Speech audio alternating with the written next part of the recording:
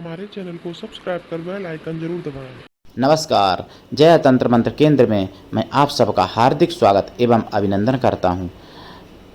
आप हमारे चैनल को लाल वाली बटन दबा के और घंटी बजा के तुरंत सब्सक्राइब कर लीजिए। हमारे चैनल को सब्सक्राइब करने में कोई किसी भी प्रकार का शुल्क नहीं लगता है। आप हमारे वीडियो को फेसबुक और व्हाट्सएप पर, ट्विटर अकाउंट के माध्यम से और इंस्टाग्राम पर अधिक से अधिक शेयर तथा लाइक और कमेंट भी करना आपका फर्ज है। मेरे प्रिय भाई बहनों, हमारा मोबाइल नंबर है 9305 63 71 73। सच्चे प्रेम के बारे में मैं अपनी हर वीडियो में चर्चा करता हूँ, वह सत्य है। मेरे प्रिय भाई बहनों, आज मैं आपके लिए बताने जा रहा हूँ गुरु महिमा, क्योंकि गुरु पूर्णिमा आने वाली है और आषाढ़ का महीना पूरा महीना ही गुरु का होता है, जिसकी पूर्णिमा को गुरु पूर्णिमा कहा जाता है। तो गुरु का महीना चल रहा है और इस बात को वैसे यूट्यूब पे अभी तक किसी ने नहीं बताया कि आषाढ़ का पूरा महीना गुरु का होता है, गुरु के लिए समर्पित होता है। जैसे सावन शंकर जी का होता है, ऐसी आषाढ़ का महीना गुरु का होता है पूरा। तो आषाढ़ की पूर्णिमा को गुरु पूर्णिमा कहते हैं और भाई एक दिन मना लेते हैं लोग गुरु पूर्णिमा, गुरु भी शिष्य भी।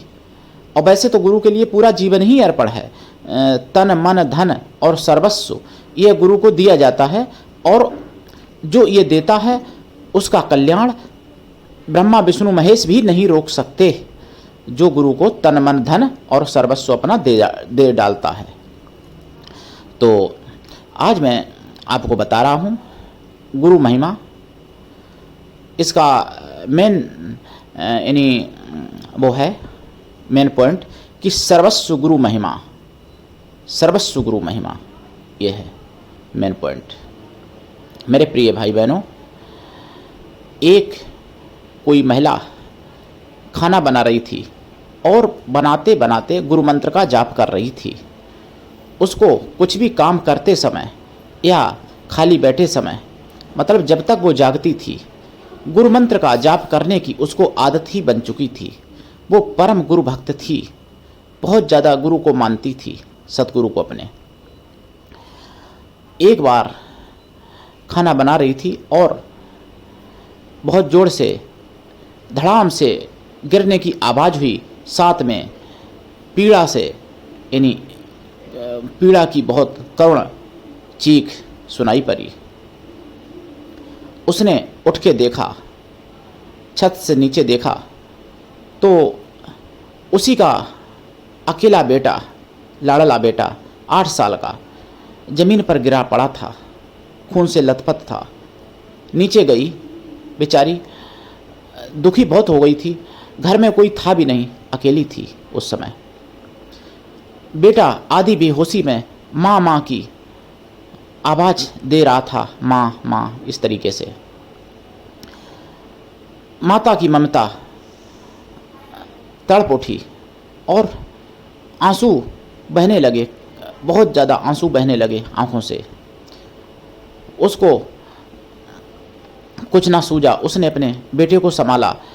घर में कोई था नहीं, बुलाती किसको, बेटे को भी तो संभालना था। मेरे प्रिय भाई बहनों, वह 8 साल के बेटे को गोद लेके पास के हॉस्पिटल में दौड़ जाती है, और जबकि 10 दिन पहले ही उसने अपने पेट का ऑपरेशन करवाया था, अपेंडिक्स का ऑपरेशन हुआ था उसका 10 दिन ही पहले। मेरे प्रिय भाई बहनों, रास्ते भर अपने सतगुरु को कोसती गई और यहाँ तक कि सतगुरु से उसको घृणा हो गई थी और बार बार कह रही थी, गुरुदेव मैंने आपका क्या बिगाड़ा था जो आपने हमारे बेटे को ऐसा गिरा दिया, ऐसी चोट दी। कोई बात नहीं, वहाँ पहुँची, उसका इलाज हुआ, चोटें अधिक गहरी नहीं थीं, बच्चा स्वस्थ हो गया, कोई गंभीर चोट नहीं लगी थी। लेकर आई घर पर, लेकिन गुरु से नफरत कर चुकी थी। ऐसा होता है अल्प बुद्धि में, यानी अल्प ज्ञान में, मतलब छोटी बुद्धि में, कि कोई थोड़ा सा काम बिगड़ गया तो फिर लोग देवी देवताओं को या गुरु को अपने कोसने लगते हैं। लेकिन उसका रहस्य नहीं समझ पाते। तो शाम को जब टीवी देख रही थी और वही सब बातें चल रही थी, कैसे बेटा गिरा, क्या हुआ क्या, तुरंत उसको ध्यान आया कि जो वो स्त्री कपड़ों की बाल्टी तक छत पर नहीं ले जाती थी, ले जाना मना था, और 20-22 किलो के बेटे को गोद में उठा के आधा किलोमीटर पौन किलोमीटर तक दौड़ती हुई कैसे चली गई। फिर उसका ध्यान आया कि कल ही तो इस जगह से पुराने हैंडपंप का टुकड़ा मिस्त्री से हटवाया है, यानी गड़ा हुआ रहा होगा हैंडपंप। अगर मिस्त्री ना आया होता तो क्या होता, क्योंकि उसी जगह पर उसका बेटा गिरा था। फिर हाथ गया पेट पर, टांके हरे थे, कुछ भी नहीं उठा पाती थी। इतने वजन नीले बेटे को कैसे उठा लिया। बेटा उसको 2-1.5 साल का ही लग रहा था, उससे भी कम लग रहा था वजन में उठाते समय। फिर जहाँ पहुँची थी डॉक्टर के पास, उन डॉक्टर का टाइम था 2 बजे तक ही बैठना, 2 से अधिक नहीं रुकते थे। टाइम के पायबंद थे, 1-2 मिनट भी एक्स्ट्रा नहीं रुकते थे। लेकिन उस समय जब वो पहुंची थी 3:30 बज रहे थे। लगता कि उसको किसी अदृश्य शक्ति ने डॉक्टर को रोक रखा था। तुरंत इलाज हुआ, उपचार हो गया। वो सत्संगी तो थी ही, इतना अल्प ज्ञान भी नहीं था, गुरु महिमा समझ चुकी थी।